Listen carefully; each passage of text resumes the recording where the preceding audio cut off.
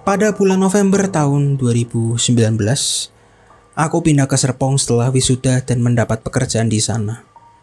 Namun secara tidak terduga, bahwa langkah ini akan mengantarkanku pada peristiwa yang tidak diinginkan, sehingga menciptakan luka syaraf dan fisik yang kekal. Sekarang aku hanya bisa merenungkan peristiwa itu dan berharap agar tidak jatuh ke dalam kegilaan abadi. Aku membeli rumah di sebuah komplek perumahan yang terletak di pinggiran Kecamatan Serpong dan dekat dengan Desa Gunung Sindur. Jauh dari hiruk pikuk, masih banyak lahan kosong, sunyi, serta lampu jalan yang masih sedikit jumlahnya. Di sana ada 8 klaster, tapi hanya 7 yang beroperasi. Sedangkan rumah yang kubeli berada di klaster ke-7 bernama Perumahan Mawar. Rumahku terletak di tepi perumahan dan menghadap ke klaster ke-8 bernama Perumahan Lili yang bertahun-tahun terbengkalai. Alhasil, itu menjadi pemandangan awal setiap aku keluar rumah, sebab jaraknya cukup dekat dari rumahku. Hanya dipisah oleh tanaman soka Jawa, beserta sebuah lahan kosong yang ditumbuhi alang-alang. Rasanya sangat ironi jika tempat yang dikenal dengan komplek perumahan megah ternyata masih ada perumahan yang terbengkalai. Apabila mendengar cerita-cerita dari tetanggaku, Perumahan Lili dikenal sebagai tempat yang angker. Kepercayaan bodoh dan liar itu lahir saat proses pembangunan Perumahan Lili yang terjadi sekitar 15 tahun sebelumnya. Tak kalah banyak pekerja bangunan yang menghilang secara misterius. Jika ditemukan, tapi sudah dalam keadaan hancur, dikunyah dan dicakar. Hingga kesaksian akan serangkaian penampakan ganjil. Banyak pihak yang menuduh hewan liar sebagai pelakunya. Namun tuduhan itu dengan cepat disanggah oleh warga maupun penganalisis. Sebab itu terdengar absurd jika ada hewan liar pemangsa manusia yang berkeliaran di daerah padat penduduk. Penganalisis lebih meyakini bahwa itu ulah dari seorang maniak. Tetapi warga sekitar dengan semangat menghubungkan kengerian itu dengan hal-hal mistis. Walhasil fenomena tersebut telah menghambat proses pembangunan Perumahan Lili selama 5 tahun. Sebetulnya pihak pengembang sudah menyadari kengerian tersebut, namun mereka masih bersikeras untuk melanjutkan proyek pembangunan sekaligus menutup rapat-rapat kejadian ganjil dari publik dan para pekerja bangunan baru agar tidak makin menghambat proses pembangunan serta menciptakan rumor yang merusak nilai jual perumahan tersebut. Selain itu, mereka juga memperketat keamanan, tetapi teror masih terus berlanjut sampai pembangunan selesai. Sesudah rampung, tempat itu dengan cepat dihuni oleh para warga yang mayoritas adalah pendatang dari Jakarta. Dan mereka tidak tahu menahu akan cerita yang menyelimuti perumahan tersebut. Akibatnya, mereka semua dikejutkan oleh serangkaian fenomena menyeramkan, di mana mereka sering melihat penampakan mengerikan. Banyak hewan peliharaan yang hilang atau ditemukan terbunuh dalam keadaan tercapik-capik. Serangan tidak terduga terhadap beberapa warga sehingga menciptakan luka gigitan dan cakaran yang tidak wajar, sehingga kasus serangkaian orang hilang dan dibunuh secara beringas. Namun semua itu hanya terjadi di dalam Perumahan Lili. Banyak dari mereka yang telah melapor ke polisi, namun sangat disayangkan polisi tidak menemukan petunjuk apapun yang memuaskan. Walhasil, para warga Perumahan Lili mulai pindah secara bertahap. Hingga setahun kemudian, tempat itu jadi terbengkalai hingga saat ini. Awalnya aku menganggap itu hanya cerita horor lokal yang sensasional. Namun di minggu kedua bulan November, sebuah kengerian muncul secara tidak terduga. Tak kalah di malam hari yang diguyur hujan deras, aku sedang mengendarai mobil sendirian menuju ke rumah sehabis pulang kerja. Ketika aku berada di dalam gang perumahanku, seketika ada sebuah bayangan putih yang melompat secara mengejutkan ke depan mobilku. Sontak aku jadi histeris dan langsung menginjak rem sedalam-dalamnya. Beruntung, mobilku berhasil berhenti sebelum menyentuh bayangan putih itu. Sekaligus lampu depan mobilku secara langsung menyorotinya dengan seksama. Di saat itulah aku mendapati sebuah kengerian yang tidak dapat kupahami. Aku tidak memahaminya karena bayangan itu bukan milik tetanggaku ataupun jenis manusia, melainkan suatu wujud abnormalitas yang menghujat dari jurang paling dasar neraka. Kengerian tanpa nama, berbentuk yang tidak bisa dipahami oleh akal sehat maupun kata-kata. Aku bergidik ngeri selama menyaksikan pantulan yang samar akibat derasnya hujan. Dari bayangan putih tersebut sebelum akhirnya dia berlari dengan cepat ke arah perbatasan, lalu menghilang di dalam perumahan lili yang gelap. Aku hanya bisa menyaksikannya dari dalam mobil sambil menggigil dan bergumam ngeri.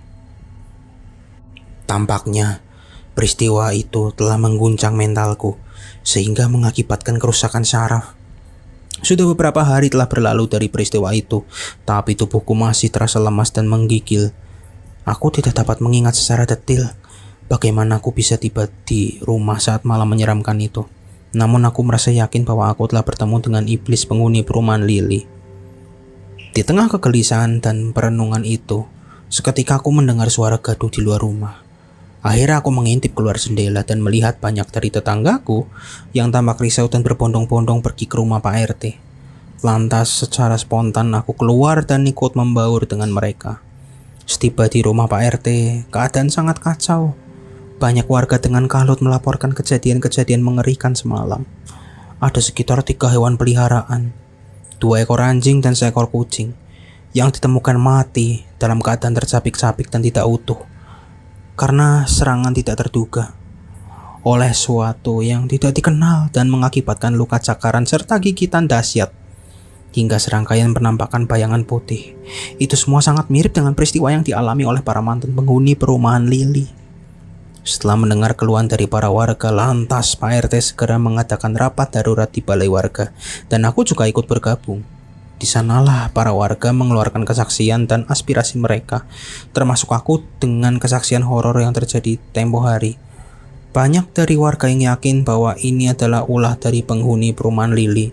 Tetapi tidak sedikit juga warga yang skeptis dengan keyakinan itu dan mayoritas adalah penghuni baru.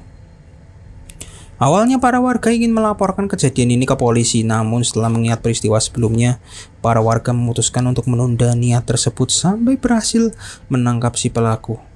Sesudah melalui diskusi serta perdebatan hebat dan lama, akhirnya para warga sepakat untuk mendatangi dan memeriksa perumahan Lili. Jumlah warga yang ikut dalam eksplorasi ini ada 8 orang dan itu sudah termasuk aku beserta Pak RT yang memimpin langsung. Kemudian Pak RT membagi 2 kelompok, setiap kelompok isinya tuh 4 orang. Demi mempersingkat waktu penyelidikan sebab tidak ada yang ingin berlama-lama di sana. Alhasil aku sekelompok dengan warga yang bernama Heru, Adang, dan Bagio. Lalu Pak RT menegaskan bahwa kami harus tiba di pos satpam perbatasan sebelum jam 6 sore. Dia juga menambahkan jika salah satu dari kelompok menemukan sesuatu yang ganjil atau si pelaku, maka segeralah beri kabar, sinyal atau WA gitu ya, WhatsApp. Jika memungkinkan segera ringkus. Setelah semua sudah siap, kami lekas pergi ke perumahan Lili saat hari itu juga. Nah, setibanya di sana seperti yang telah direncanakan dan disetujui, kami berpencar bersama kelompoknya masing-masing dan menelusuri tiap rumah ataupun sudut tempat. Hal ini tidak pernah terbayangkan di dalam pikiran atau mimpiku bahwa aku akan menelusuri sebuah perumahan terbengkalai serta memasuki tiap rumahnya yang dijamuri tumbuhan liar. Warna dinding yang pudar, beberapa bagian yang roboh, kotor, banyak bekas vandalisme, dan hal-hal lainnya yang tidak menyenangkan untuk dideskripsikan. Kami menjungkir balikan setiap objek yang kami temukan, membunyikan kolam, merobohkan semak-semak, dan mengobrak-abrik tumbuhan liar. Kami melakukannya secara hati-hati dan penuh kewaskitaan. Namun 2 di antara kami, Adang dan Bagio, tampak sedikit santai saat melakukan penelusuran. Hal itu tidak mengherankan karena mereka berdua adalah kelompok warga yang skeptis akan cerita horor perumahan Lili. Sebenarnya aku juga tidak ingin mereka ikut, tapi para warga dan Pak RT mengundang mereka berdua secara khusus karena kebugaran yang mereka miliki. Lantas, beberapa waktu kemudian, Adang dan Bagio yang tampak bosan dan lelah memutuskan untuk kembali ke pos satpam perbatasan lebih awal, sedangkan aku dan Heru masih melanjutkan pemeriksaan terhadap rumah-rumah yang bobrok di perumahan itu. Setelah melakukan pemeriksaan yang panjang dan melelahkan, kami tidak mendapatkan apapun selain kekosongan dan kehancuran nyata pada perumahan itu sendiri. Bahkan hewan-hewan liar pun juga tidak ada di tempat itu, termasuk para tunawisma. Itu adalah fenomena yang tidak biasa.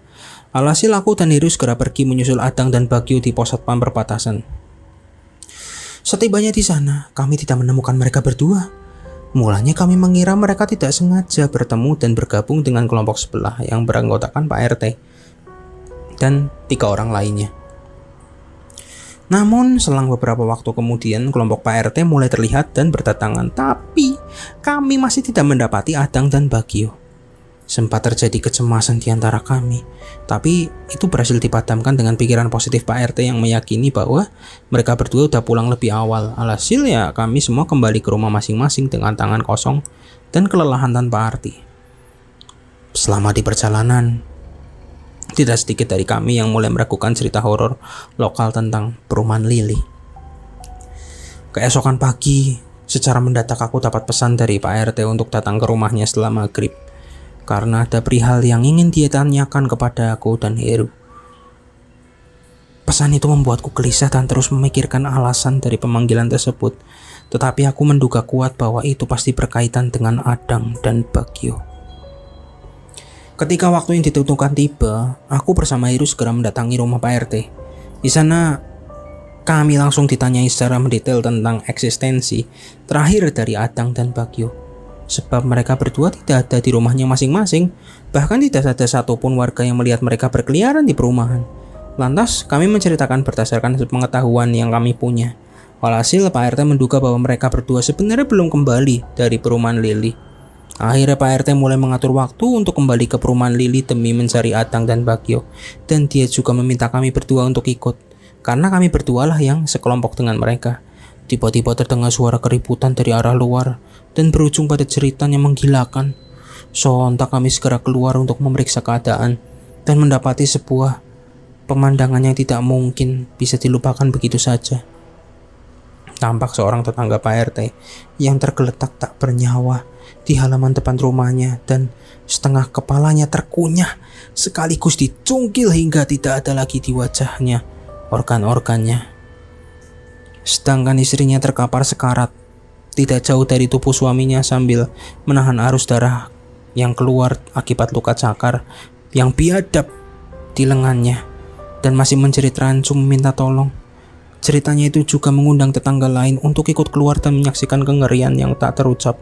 Lantas Pak RT meminta kami untuk segera mengevakuasi perempuan itu ke balai warga. Saat aku dan Heru berusaha mengevakuasi perempuan itu, secara terpatah-patah dan lemas ia mengatakan bahwa putranya yang berusia 8 tahun telah dibawa pergi oleh sosok yang menakutkan. Pernyataan itu membuat kami tercengang bukan main.